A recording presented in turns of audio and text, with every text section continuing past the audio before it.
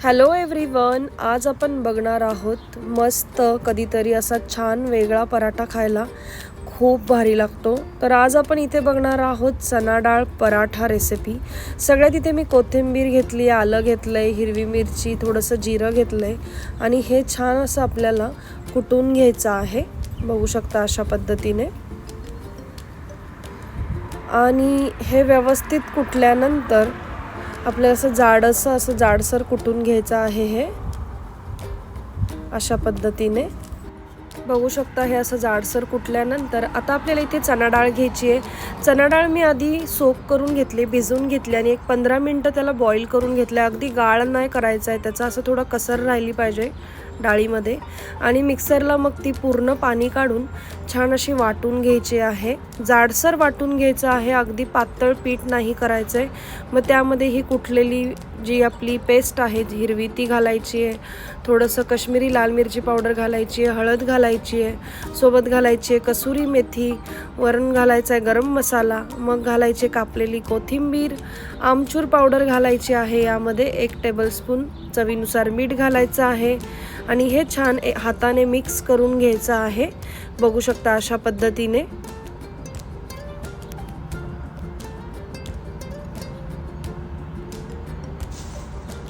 एकदा का छान मिक्स झालं का यामध्ये ओवा घालायचा आहे। ओवा घातल्यानंतर थोडेसे तीळ घालायचे आहेत आणि परत एकदा छान मिक्स करून घ्यायचं आहे।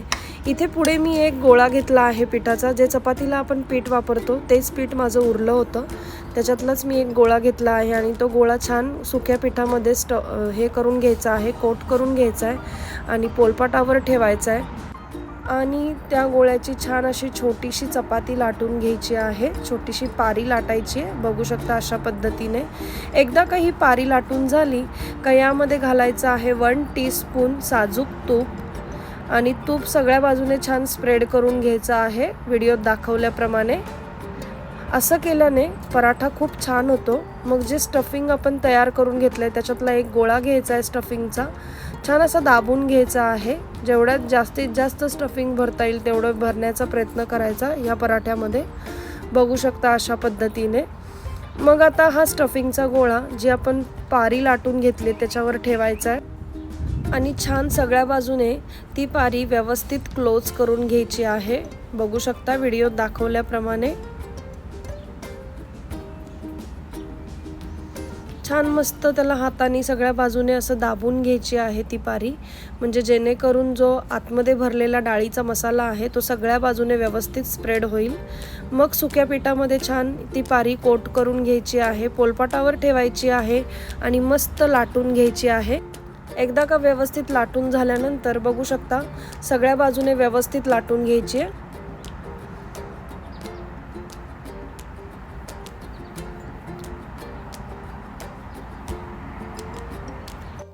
आणि मस्त तापलेल्या तव्यामध्ये ही जी आपण चपाती लाटून घेतली, जो पराठा लाटून घेतलाय तो ठेवायचा आणि छान दोन्ही बाजूने भाजून घेऊन वरून तूप लावायचं आहे। बघू शकता मस्त टम्म फुगलाय पराठा देखील।